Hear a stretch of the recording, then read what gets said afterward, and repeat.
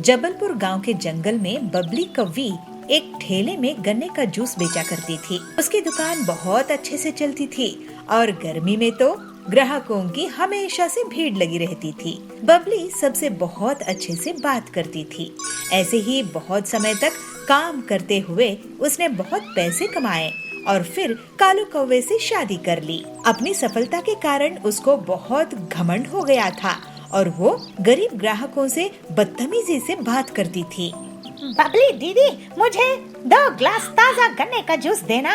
मैं आपको पैसा कल दे दूंगा। अगर कल पैसे देने हैं तो कल ही जूस पीना। तुम गरीब लोगों की सेवा के लिए दुकान नहीं खोली है मैंने। अरे बबली दीदी, आप ऐसे कैसे बात कर रही है?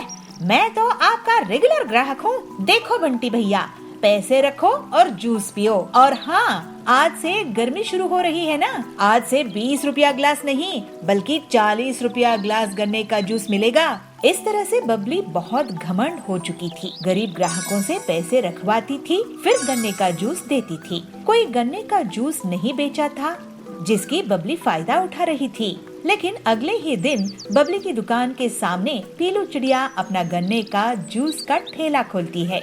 उसकी दुकान चलती देखकर बबली उसे जलने लगती है। पीलू चिड़िया, तुम मेरे ठेले के सामने गन्ने का जूस क्यों बेच रही हो? मैं तुम्हारी दुकान चलने नहीं दूंगी। अरे सुंदरी दीदी, गुस्सा मत करो। जंगल में इतने ग्राहक हैं कि हम दोनों की दुकान अच्छे से चल सकती है। पीलू की बातें सुनकर बबली चुप हो जाती है। पीलू अपने ग्राहकों से बहुत अच्छे से बात करती थी, जबकि बबली अभी भी बहुत घमंड से रहती थी। जल्द ही पीलू की दुकान में भीड़ लगने लगती है, क्योंकि वो गन्ने का जूस को सिर्फ 15 रुपए में बेचा करती थी। ये पीलू तो बहुत ही चालाक निकली, सस्ते दामों में जूस बेच रही है। इसकी दुकान बंद करवा दूंगी। मैं भी दाम कम कर देती हूँ, लेकिन उतने पैसों में मैं गन्ने का जूस नहीं बेचूंगी, बल्कि केमिकल वाला नकली मिलावटी जूस बेचूंगी। ग्लास का जंबो साइज बड़ा देखकर जंगल वाले मेरे ही पास आएंगे और पीलू की दुकान बंद हो जाएगी। फिर ऐसा सोचकर बबली अपने घर में केमिकल वाला जूस तैयार करती है और मन ही मन बहुत खुश होती है। जंबो गन्ने का जूस ले लो, जंबो गन्ने का जूस। इतने बड़े गन्ने का जूस कभी नहीं देखे होंगे। जंगल के पक्षी बबली की आवाज सुनकर उसकी दुकान की तरफ भागते हैं और ग्लास का साइज देखकर लालच में आ जाते हैं और सिर्फ कुछ ही मिनट्स में बबली के जंबो गन्ने का जूस बिक जाता है। देखा पीलू चिड़िया, मुझसे पंगा लेने का नतीजा, मैं तुम्हारी दुकान बंद करवा के ही रहूंगी। उसी दिन से पीलू की दुकान में ग्राहकों की कमी होने लगती है और अगले दिन से तो कोई भी उसकी दुकान नहीं जाता है। थोड़े ही दिनों में पीलू को दुकान बंद करने की नौबत आ जाती है।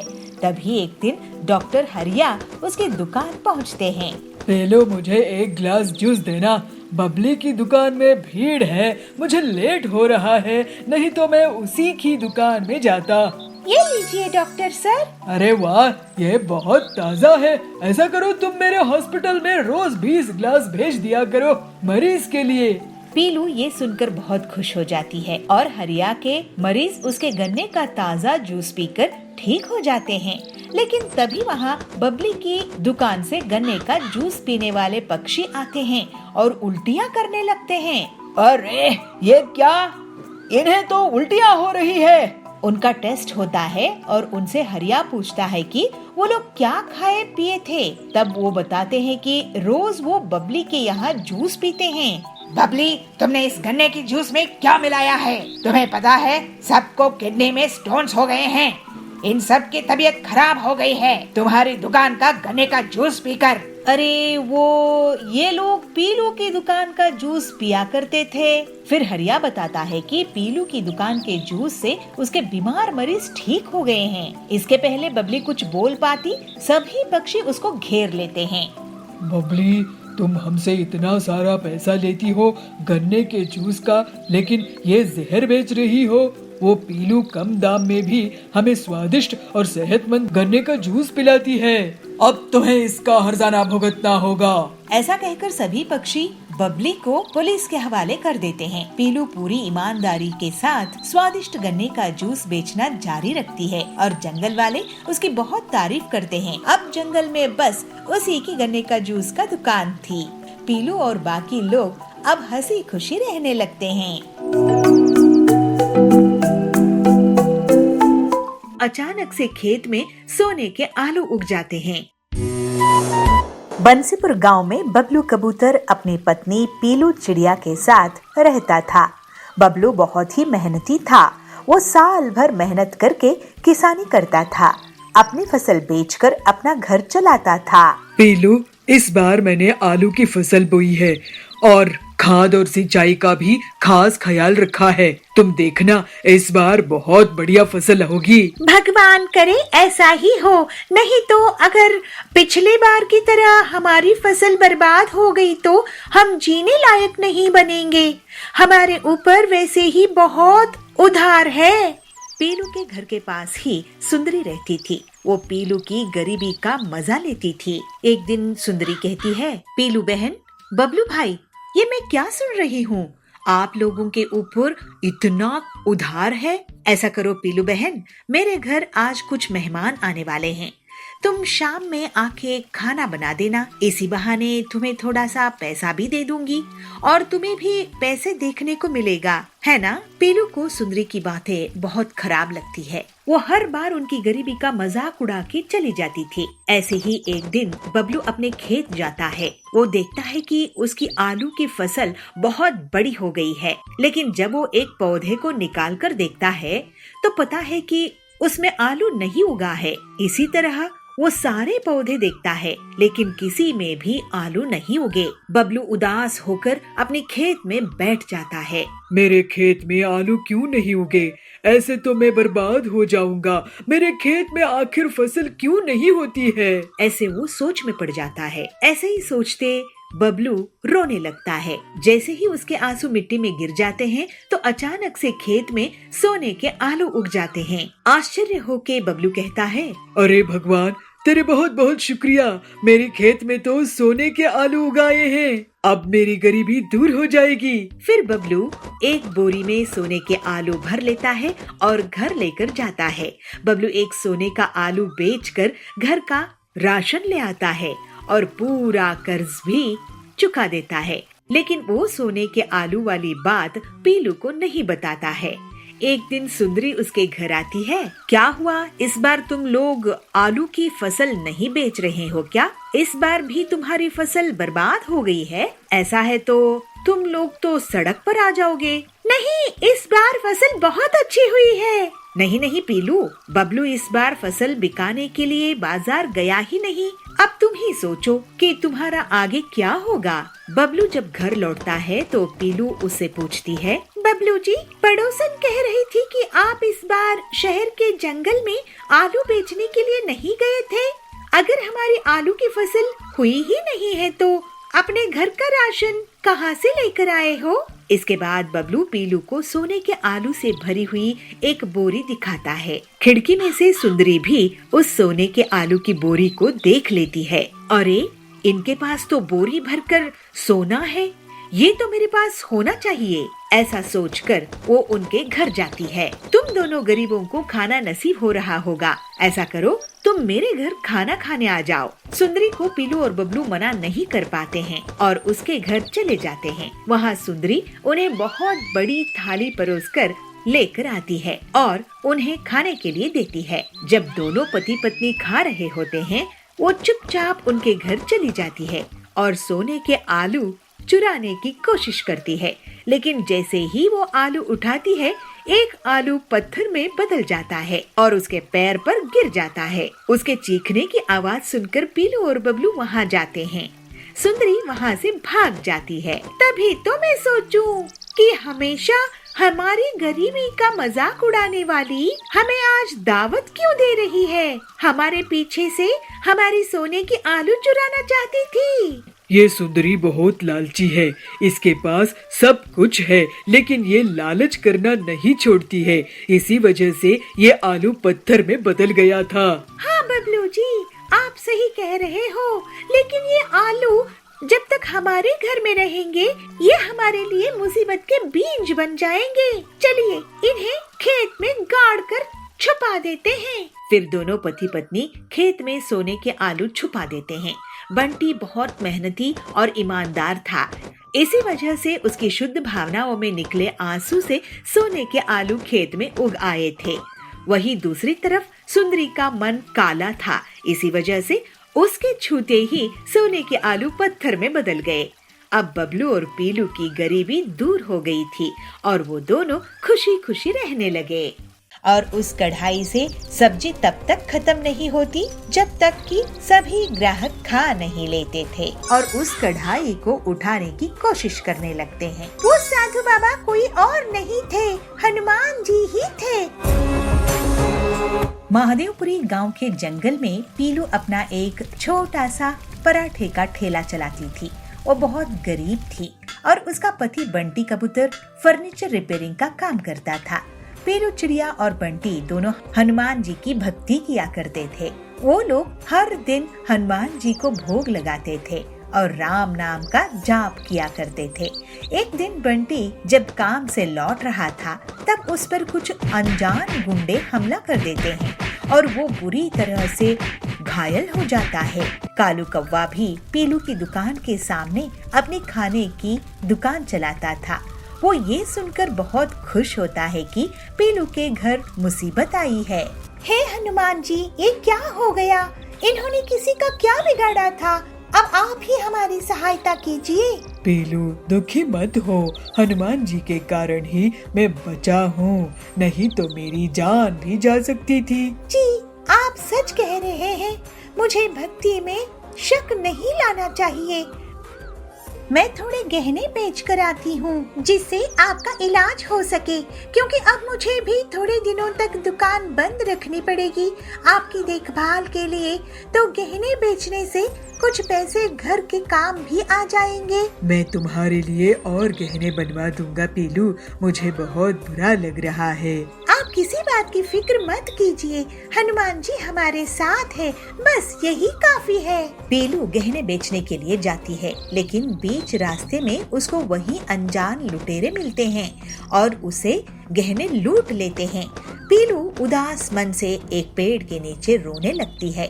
तभी वहाँ एक साधु आते हैं। बेटे क्या हुआ, क्यों रो रही है? पीलू उन्हें पूरी बात बताती है कि उसके घर के कैसे हालात है। रो मत, तुम तो राम का नाम जपने वाली हो।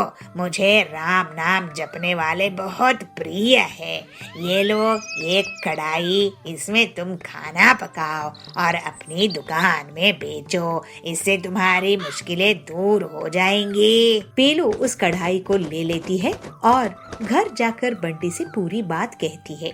फिर वो कढ़ाई में खाना बनाकर सबसे पहले हनुमान जी को भोग लगाती है। ये तो हमारे घर बहुत बड़ी मुसीबत आ गई है पीलू।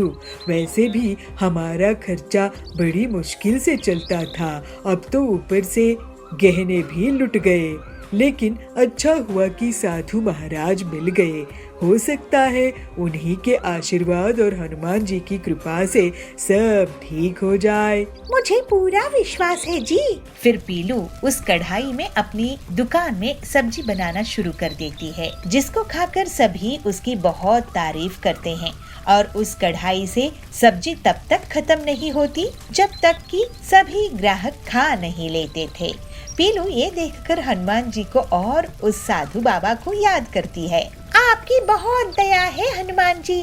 जय सिया राम, जय सिया राम, जय सिया राम।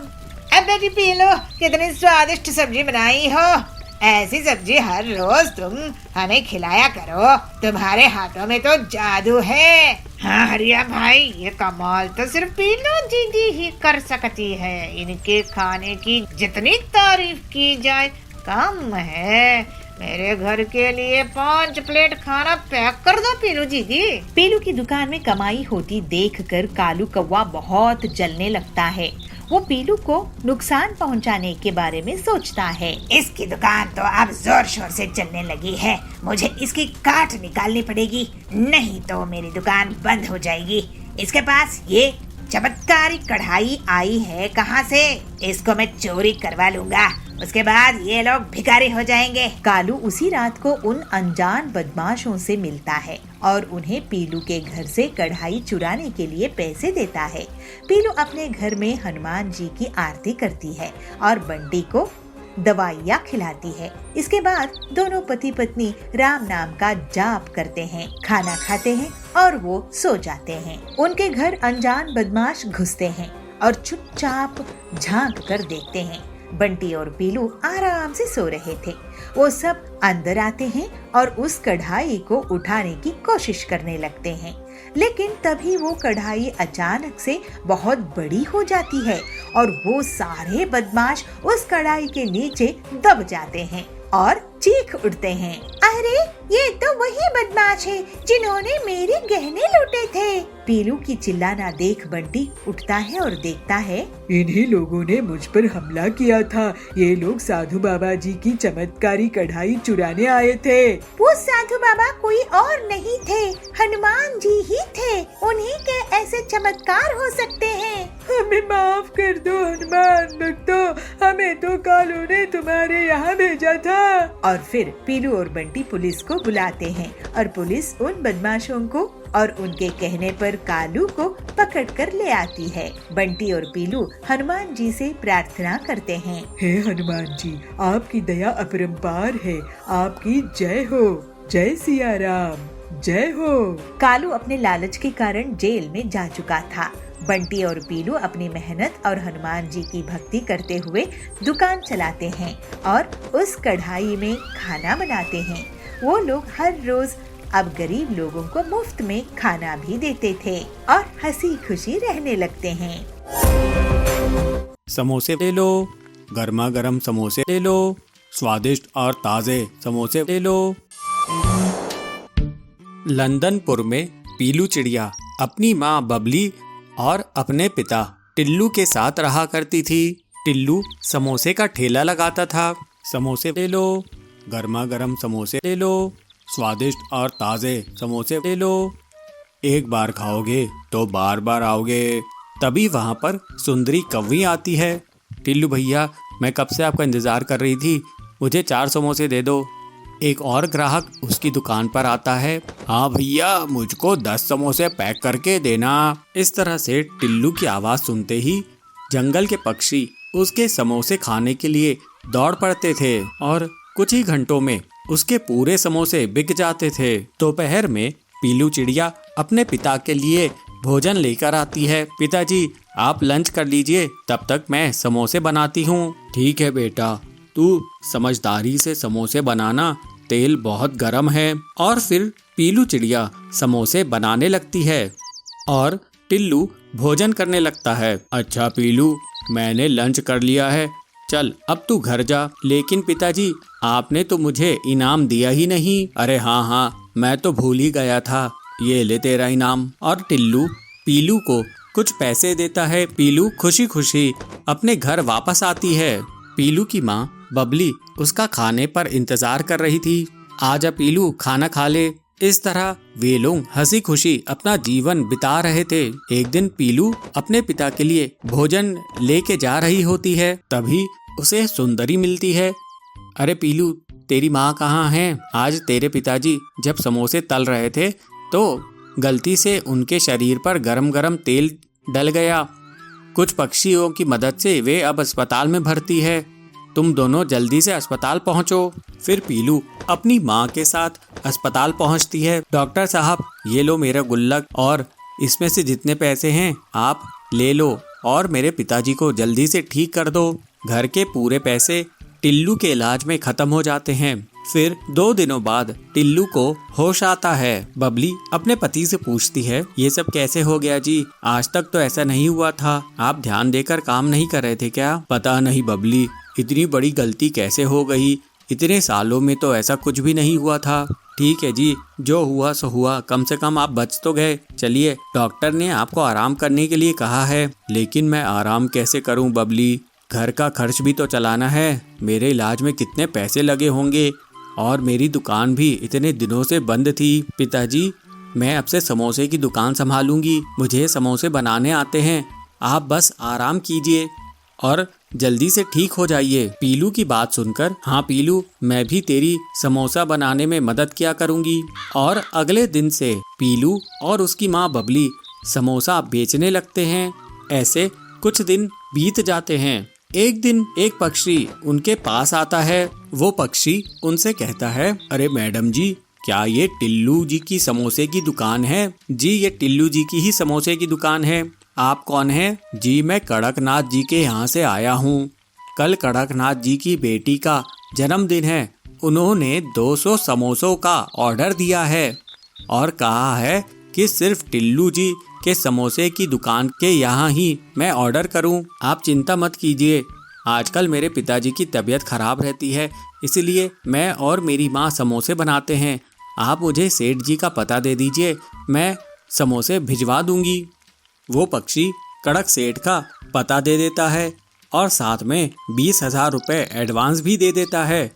पैसे देखकर दोनों माँ बेटी खुश हो जाती हैं और उसके बाद दोनों माँ बेटी समोसे बनाने में जुट जाती हैं और फिर बहुत कड़ी मेहनत के बाद दोनों 200 समोसे बनाने में कामयाब होती हैं। और फिर पीलू उन समोसों को सेठ के पते पर ले जाकर पहुंचा देती है। कड़क सेठ बचे हुए समोसों के पैसे दे देता है और फिर पीलू खुशी खुशी अपने घर आती है। और फिर पीलू अपने पिताजी से कहती है, ये लीजिए पिताजी 10,000 रुपये, ये मैंने कड़कनाथ जी के ऑर्डर से कमाए हैं। पैसे देखकर टिल्लू कहता है, पीलू, ये तेरी ही मेहनत का नतीजा है, नहीं तो मेरी हालत तो ऐसी है कि हम लोग बर्बाद ही हो गए होते। कुछ दिनों बाद टिल्लू पूरी तरह से ठीक हो जाता है और फिर से समोसे बेचने लगता है। अब समोसे बनाने में पीलू चिड़िया भी उसका हाथ बटाती थी। इस तरह से पूरा परिवार खुशी खुशी रहने लगता है। पीलू गुस्से में उससे कहती है, कड़कनाथ भैया, अपने बेटे को संभालो, वो बहुत बदमाश है। एक दिन उसकी हरकतों के कारण आपको बहुत शर्मिंदगी उठानी पड़ेगी। मेरा बेटा घर के अंदर पढ़ाई कर रहा है, तुम्हारा बेटा झूठ बोल रहा है, अब तुम जाओ यहाँ से।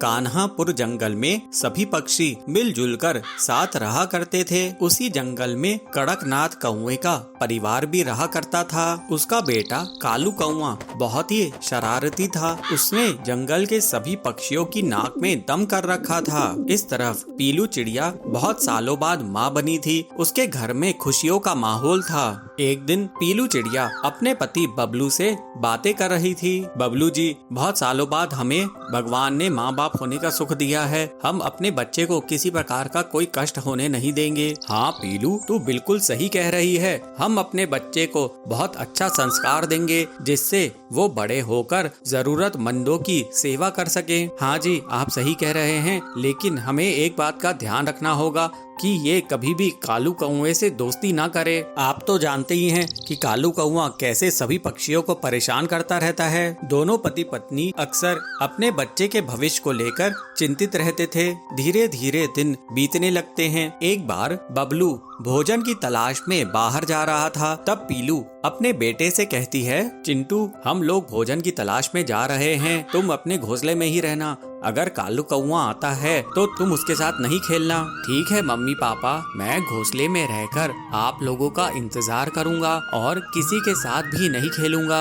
दोनों पति पत्नी निश्चिंत होकर वहाँ से चले जाते हैं। उनके जाने के थोड़ी देर बाद ही कालू कौवा उनके घर पहुँच जाता है। चिंटू, ए चिंटू, देख मैं तेरे लिए मूंगफली लेकर आया हूँ। अरे इन्हें खा के तो देख, कितने स्वादिष्ट हैं। कालू भैया, आप यहाँ से चले जाओ, मैं आपकी दी हुई मूंगफली नहीं खाऊंगा। मेरे मम्मी पापा ने आपके साथ खेलने से मना किए हैं। ये सुनकर कालू कौवा बहुत गुस्सा हो जाता है, लेकिन वो अपने गुस्से पर काबू करके चिंटू से एक गिलास पानी मांगता है। चिंटू कालू के लिए पानी लेकर आता है। कालू पानी पीकर चिंटू को पीटने लगता है और उसे डराते हुए कहता है, अपने मम्मी पापा को बता देना कि तेरी पिटाई मैंने की है। तेरे माँ बाप मेरा कुछ नहीं बिगाड़ पाएंगे। जब पीलू और बबलू घर वापस आते हैं तो अपने बेटे की हालत देखकर घबरा जाते हैं। चिंटू अपने माँ बाप को सारी घटना बताता है। पीलू इससे बहुत गुस्से में आ जाती है और कालू के घर जाती है।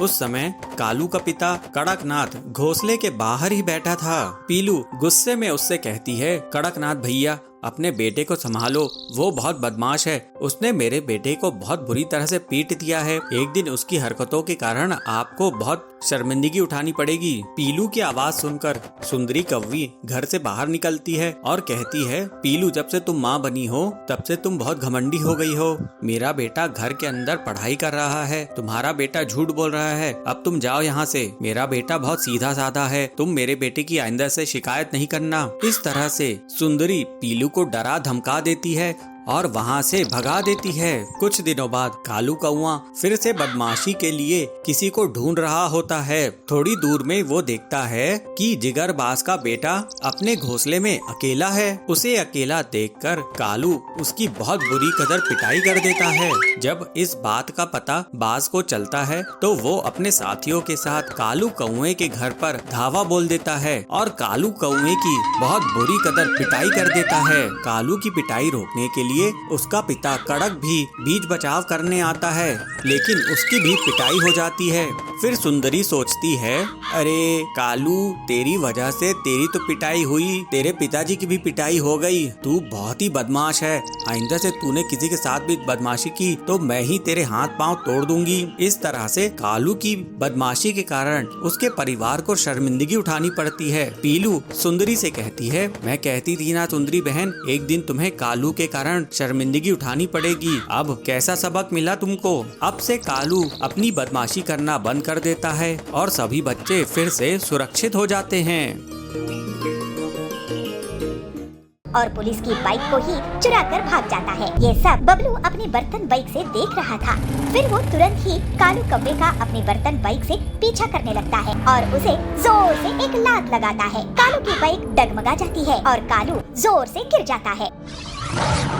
बिलासपुर में बबलू नाम का कबूतर रहता था। वो किसी भी चीज से कोई भी सामान बनाने की हुनर रखता था, जैसे प्लास्टिक की बोतल से नाव बनाना, कार्डबोर्ड से सजावटी सामान बनाना वगैरह। ये बात उसकी माँ पीलू को पसंद नहीं थी। बेटा बबलू, तू हमेशा कुछ न कुछ करता ही रहता है, लेकिन काम की एक भी चीज नहीं करता। आखिर कब सुधरेगा तू? तेरी शादी भी तो करवानी है। माँ, मैं काम करके जितना पैसा कमाता हूँ उतने में घर का खर्चा तो चल जाता है ना। तुम मुझे ताना कब बंद करोगी? घर खर्च का जितना पैसा आता है उतना तो तू घर के सामान से फालतू की चीजें बनाने में लगा देता है। घर की पूरी बोतल्स, घर की अलमारी की लकड़ी सब बेकार गई। मैं इतनी मेहनत मजदूरी करके घर चला रही हूँ और एक तू है कि सारा सामान कबाड़ा कर देता है। माँ, मुझे कुछ दिन और दो, तुम जरूर एक दिन मुझ पे गर्व करोगी। भगवान करे वो दिन जल्दी आए, नहीं तो तू तो हमारा घोंसला ही बिकवा देगा। इस तरह से कुछ दिन और बीत जाते हैं। एक बार बबलू के घर में बर्तन दिखाई नहीं दे रहे थे तो उसकी माँ उसे आवाज लगा के कहती है, बबलू, ओ बबलू, कहाँ है तू? हाँ माँ, क्यों आवाज दे रही हो?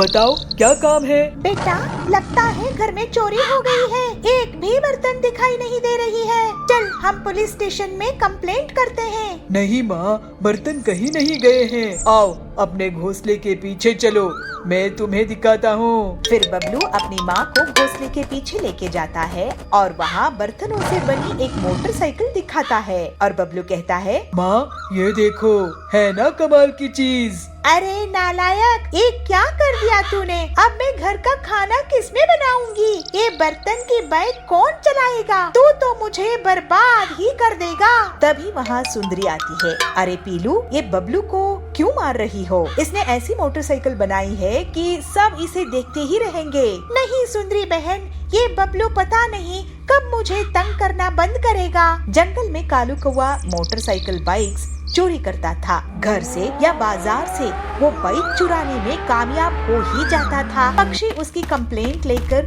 पुलिस बाज के पास पहुँचे। इंस्पेक्टर बाज जी, हमारी बाइक रोज चोरी हो रहे हैं, आप कुछ कीजिए ना। औजार तो मेरे 5 साल में बेटे की बाइक भी चुरा के ले गया। मैं तो लुट गया इंस्पेक्टर भाईजान। हाँ, लगता है ये काम कालू कौवे का है। एक बार हाथ लग जाए तो मैं उसे बड़ी जेल में डलवा दूंगा। लेकिन उसके लिए आपको कितना टाइम लगेगा इंस्पेक्टर साहब? इतने दिनों में तो वो सारे जंगल की बाइक्स चुरा लेगा और किसी के पास मोटरसाइकिल बाइक्स नहीं बचेंगे। हाँ, बंटी जी, कालू को जो कोई भी पकड़वाने में पुलिस की मदद करेगा, मैं उसे सरकार से 50,000 का इनाम दिलवाऊंगा। इस तरह से सभी वहाँ से चले जाते हैं। कालू ये सब दूर बैठकर सुन रहा था। ऐसा क्या? मुझ पर इनाम? अब मजा चखाऊंगा इन पुलिस वालों को। मैं इनकी ही बाइक चुरा के भाग जाऊंगा और इन्हें पता भी नहीं चलेगा। थोड़ी देर बाद ही पुलिस स्टेशन में कालू कौवा मच्छर मारने की दवाई से धुआं कर देता है और पुलिस की बाइक को ही चुरा कर भाग जाता है। पुलिस बाज का सर चकरा रहा था, वो कुछ नहीं कर पाया। ये सब बबलू अपनी बर्तन बाइक से देख रहा था। फिर वो तुरंत ही कालू कौवे का अपनी बर्तन बाइक से पीछा करने लगता है और जल्दी ही बबलू कालू की बाइक के पास पहुंच जाता है और उसे जोर से एक लात लगाता है। कालू की बाइक डगमगा जाती है और कालू जोर से गिर जाता है। बबलू अपनी बर्तन बाइक से कालू को पकड़ने में कामयाब होता है और फिर उसे पुलिस स्टेशन लेके आता है। अरे ये क्या? ये कौन सी नायाब बाइक है जिससे तूने मुझे पकड़ा है? ये मेरी स्पेशल बर्तन बाइक है। ऐसी बाइक तो मैंने पहले कभी नहीं देखा। और अब तुम ऐसी बाइक को क्या कैसी भी बाइक को नहीं देख पाओगे, क्योंकि अब तुम जेल में पड़े रहोगे। फिर अगले दिन पूरे जंगल के सामने बबलू को पुलिस के द्वारा पूरे 50,000 का इनाम दिया जाता है।